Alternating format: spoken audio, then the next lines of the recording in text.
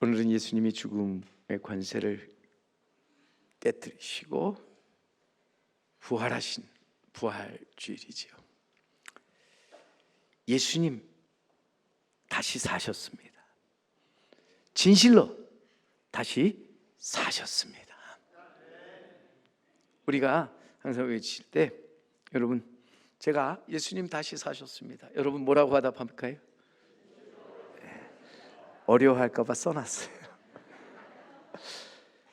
예수님 다시 사셨습니다. 아멘.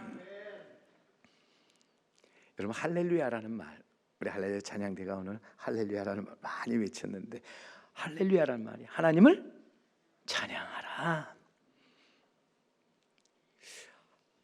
하나님의 능하심을 찬양할 뿐만 아니라 우리 주 예수 그리스도께서 다시 사셨음을 찬양하라. 할렐루야예요. 그럼 여러분, 우리가 거기에 대한 화답으로 진실로 다시 사셨습니다 고백하는 고백이 뭔지 아세요? 그게 아멘이에요. 그래서 우리 신앙생활 할 때 할렐루야와 아멘만 잘하면 우리 신앙생활 정말 끝까지 흔들리지 않고 나아갈 수 있습니다. 할렐루야, 예수님 다시 사셨습니다.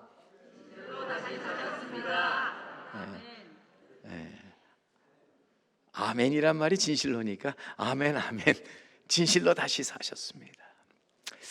사순절, 그리고 특별히 우리 고난의 한 주간을 말씀과 기도로 주님의 십자가의 길을 걸어오신 성도 여러분, 그리고 수고한 모든 분들, 우리 또 성금요일 날은 우리 또 할렐루야 찬양대가 또 함께해서 귀한 고난의 귀한 우리 찬양을 불러주셨습니다. 우리는 말씀과 기도로 거룩하여지며 나아가 성령으로 하나 되어 더욱더 주의 일에 힘쓰는 자들이 되어야 할 줄로 믿습니다. 예수님은 우리의 죄의 문제를 해결하기 위해 이 땅에 오셔서 십자가에 달려 고난 받으시고 죽으셨습니다. 무덤에 들어가신 지 사흘 만에 다시 살아나심으로 모든 사람에게 부활의 소망과 또 믿음의 주가 되셨습니다. 예수님의 십자가에 죽으신 부활은 복음의 핵심으로서 우리를 죄와 사망에서 구원하며 우리로 하여금 다시 살게 하고 영원히 살게 하는 하나님의 은혜고 또 하나님의 크신 사랑인 줄 믿습니다. 사실 사람이 죽었다가 다시 사는 것, 인류 역사가 시작된 이래로 모든 사람이 바라고 원하는 바지요. 그래서 옛날 이집트 사람들을 왕의 시신을 썩지 않도록 그렇게 이제 미라로 만들어 거대한 피라미드 속에 안장함으로써 미래에 언젠가 부활할 것을 고대하였습니다. 그리고 요즘 어떤 이는 자신의 몸을 냉동에 보관하면서 언젠가 다시 살아날 것을 기대하고 또 기다리는데, 그러나 여러분, 부활의 그 진리는 감추어진 것입니다. 우리의 영생의 비밀은 사실 하나님만이 아시고 있는 것으로서 이 부활과 영생에 대해서는 어떤 종교나 어떤 철학이나 어떤 과학도 거기에 대해서 정확한 답을 주지 못합니다. 기독교만이 이 부활과 영생에 대한 답을 우리에게 보여주고 길을 제시해 주고 있죠. 여러분, 일반 종교나 신화에 나오는 부활 영생의 이야기는 우리 기독교가 말하는 인간의 그 부활 영생과는 전혀 다르다고 하는 것이죠. 불교나 힌두교에서 그 윤회라 하여 사람이 죽으면 이제 현세에서 저지른 그 업에 따라서 다른 세상에서 다른 동물이나 인간으로 태어나서 살기를 반복한다, 이렇게 말하지요. 하지만 여러분, 이것이 진정한 우리의 부활 영생이 아니라는 거예요. 여러분, 기독교의 부활이 한 유대의 젊은이가 억울하게 십자가에 달려 죽었다가 다시 살아서 얼마간 세상에 더 살다가 죽었더라 하는 그런 얘기가 아니라는 말입니다. 죽었다가 살아난 사람들의 이야기가 사실 많이 있지요. 그러나 그들 또한 수명을 다해서 이제는 다시 죽었는데, 예수님 세상에 계실 때 살려주신 나인성 과부의 아들이라든지 회당장 야이로의 딸이라든지 나사로, 또 어찌 보면 죽었다가 살아났지만 결국 다시 다 죽었다고 하는 것입니다. 그러나 예수님의 부활, 이것은 분명히 우리에게 다시 사는 것일 뿐만 아니라 영원히 사는 것을 우리에게 말씀해 주고 있습니다. 여러분, 이 땅에 와서 다시 살고 영원히 사신 분은 오직 한 분, 예수 그리스도밖에 없다. 오직 예수 그리스도의 부활, 독특하고 유일한 것으로서 이것은 인간 중에 그 누구도 피할 수 없는 죄와 죽음의 문제에 대한 궁극적인 해결책이고, 나아가서 또한 죄와 죽음에 대한 영원한 승리입니다. 그리고 우리 인류의 참 소망입니다. 그래서 신학자 칼바르트는 말하기를 기독교의 부활은 복음의 본질이다. 인간 최후의 목표는 죽음이 아니라 부활이다 외쳤습니다. 우리는 그러기에 마땅히 이 부활 영생을 믿으면서 나아가서 부활 영생에 대한 소망을 가지고 최후 승리를 얻는 그 날까지 복음의 사람으로서 복음 안에서 복음과 함께 살아가기를 힘쓰는 자 되어야 할 줄로 믿습니다. 우리가 잘 아는 말씀 요한복음 11장에 가보면은요, 예수님께서 말씀하시는데, 예수께서 이르시되 나는 부활이요 생명이니 나를 믿는 자는 죽어도 살겠고 살아서 나를 믿는 자는 영원히 죽지 아니하리니 이것을 내가 믿느냐? 여러분은 이것을 믿습니까? 우리는 예수께서 부활이요 생명이심을 믿기에 오늘도 이 자리에 나온 줄 압니다. 우리는 이 땅에서 분명 부활 영생을 믿고 살아가야 하는데, 입으로만 우리가 믿는다 고백할 것이 아니라 우리 마음으로 확실하게 믿어 그 믿음에 서서 흔들리지 말아야 한다는 것이죠. 우리는 사도신경 속에서 죄를 사해 주시는 것, 몸이 다시 사는 것, 그리고 영원히 사는 것을 우리는 믿는다고 조금 전에도 고백했는데, 이것이 단순한 우리의 입술의 고백이 아니라 우리 마음의 고백으로서 우리는 언제나 이 신앙 고백 위에 서서 조금 더 흔들리지 말아야 할 줄로 믿습니다. 고린도전서 15장 부활장이라 이렇게 부르지요. 사도 바울은 고린도 교회 교인 중에서 부활을 의심하면서 죽은 자 가운데 부활이 없다고 말하는 사람들이 있다는 이야기를 전해 듣고서는 그들과 그 교회를 향해서 예수 부활을 선포하면서 나아가서 그리스도의 부활과 함께 성도의 부활이 있음을 확실하게 가르치는 것이 여러분 고린도전서 15장 말씀입니다. 그런데 오늘 말씀 가운데 우리 15장 13절 말씀에 가보세요. 만일 죽은 자의 부활이 없으면 그리스도도 다시 살아나지 못하셨으리라. 죽은 자의 부활이 없다면 분명히 예수 그리스도도 다시 살지 못하셨습니다. 그러면서 예수님의 부활, 모든 죽은 자의 부활에 앞서 우리에게 보여주신 것이며 부활의 첫 열매라. 그래서 20절 말씀에 보면 이어지는 말씀이 보세요. 그러나 이제 그리스도 예수께서 죽은 자들 가운데서 다시 살아나사 잠자는 자들의 첫 열매가 되셨도다. 예수님, 부활 생명 되신 예수님, 잠자는 자, 여기서 잠자는 자는 뭐예요? 죽은 자들, 죄로 멸망한 자들 가운데서 이제는 다시 살아나셔서 부활의 첫 열매가 되셨다 말씀합니다. 죽은 자들 가운데서 먼저 나신 자로서 주님은 속죄를 완성하시고 죄 없는 인성으로 다시 사신 최초의 경우로 부활의 첫 열매가 되신 것입니다. 우리는 이 예수님의 부활이 죄악에 대한 궁극적인 승리로서 나아가서 우리는 이 승리하신 예수 그리스도를 바라보면서 우리는 우리를 이기게 하시는 하나님 아버지께 감사와 찬송, 경배를 드려야 한다 하는 것입니다. 여러분, 예수님의 부활을 부정하는 것은 기독교의 근본을 부정하는 것이고 또 기독교의 기반을 흔드는 것입니다. 우리의 믿음을 헛되게 만드는 것이라 하는 것이죠. 예수 그리스도의 부활이 없다면, 그래서 그가 다시 살아나지 않았다면 예수님은 우리의 존경과 흠모의 대상이 될 수는 있을지 모르지만 진정 우리의 감사와 찬양과 경배의 대상은 될 수 없었다고 하는 거지요. 그가 우리의 믿음의 주요, 우리의 경외의 대상이 될 수 있었던 것은 그가 진정 사망 권세를 이기시고 부활하셨기 때문이라 하는 것입니다. 오늘 분명히 우리 주님의 부활이 없으면 그리스도의 구원의 사역은 그의 죽음으로 끝나고 또 예수의 십자가의 그 죽음, 허무한 실패의 죽음이 되고 말았을 것입니다. 오늘 본문 그러기에 17절 18절 말씀에 여러분 보시면은 그리스도께서 다시 살아나신 일이 없으면 너희 믿음도 헛되고 너희가 여전히 죄 가운데 있을 것이요 또한 그리스도 안에서 잠자는 자도 망하였으리니. 우리에게 그리스도의 다시 사심, 그리스도의 부활이 없다면 믿는 것 헛되도다, 소망하는 것 결국 다 헛된 것이며 우리가 사는 데 있어서 우리 삶에 아무런 유익이 없고 여전히 우리는 죄 가운데 있으면서 죄로 말미암아 멸망과 죽음에 갇혀 살아갈 뿐이라고 하는 거죠. 그 죄악 속에서 우리는 자유, 기쁨, 평안, 생명을 잃어버리고 이제는 헛되고 헛된 삶을 살아갈 뿐이라고 하는 거예요.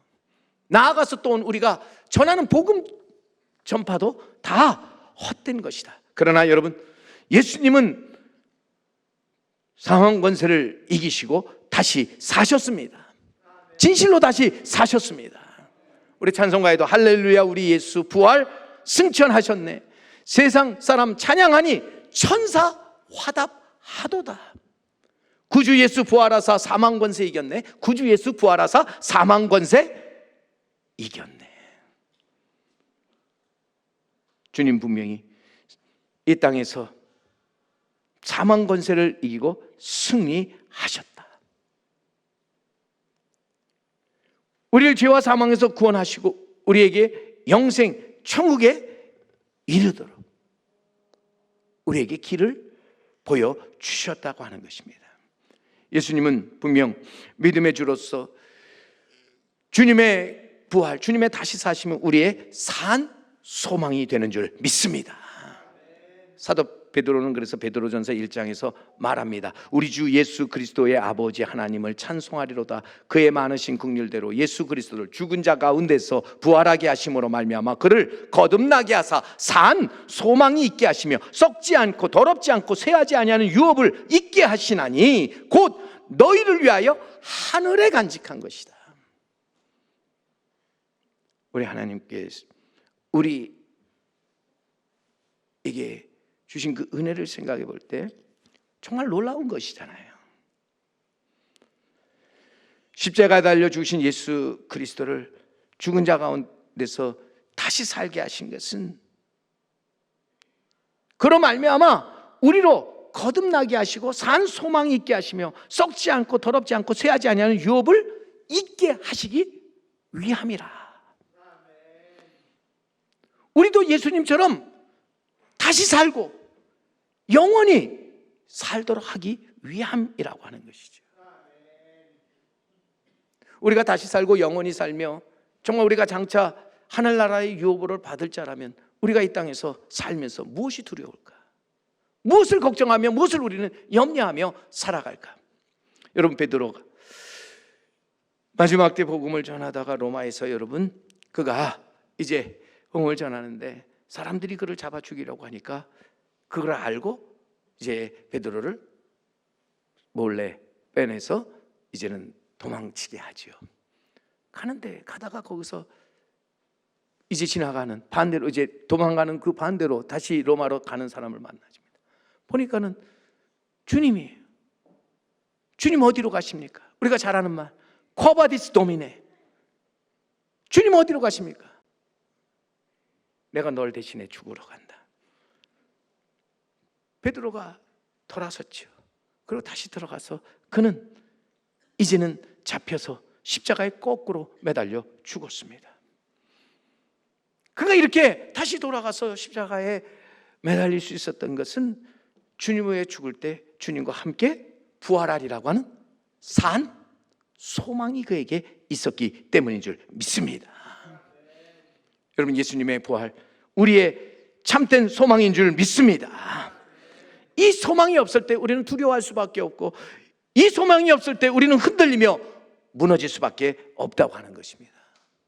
우리 인간은요, 소망 없이는 살아갈 수 없는 존재이기에 케르케고르는 말하기를 소망이 없는 사람은 인생의 감방에 갇혀서 죽음을 기다리는 사형수와 같다고 그렇게 얘기를 했습니다. 그리고 신학자 에밀 브루너는 허파에 산소가 필요하듯 삶에는 반드시 소망이 필요하다 말했습니다. 그런가 하면 프란세스코 비오는 말하기를 불행을 고치는 약이 있다면 그것은 소망이다라고 얘기했습니다.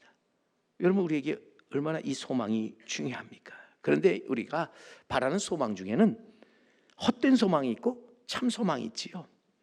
죽은 소망이 있는가 하면 산 소망이 있다는 거예요. 우리가 바라는 참 그 산 소망은 무엇입니까?